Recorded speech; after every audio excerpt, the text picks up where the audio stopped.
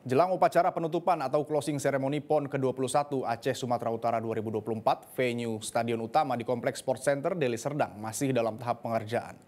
Pemprov Sumatera Utara mengebut pengerjaan sebelum tanggal 20 September nanti.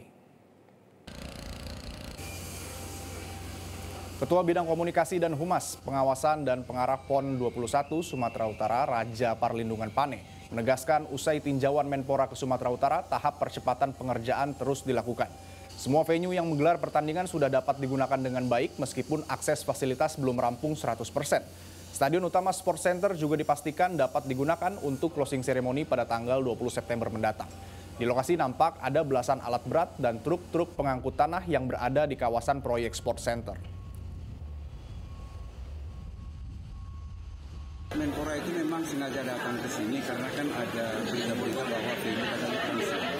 Tapi setelah mereka melihat dan timnya, dan bukan hanya dari Menpora saja, ada juga di sini gubernur, mereka melihat misalnya stadion utama di pembukaan ya. Ini ternyata memang sudah memenuhi syarat.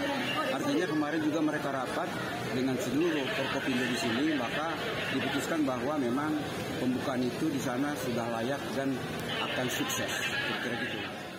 Jelajahi cara baru mendapatkan informasi. Download Metro TV Extend sekarang.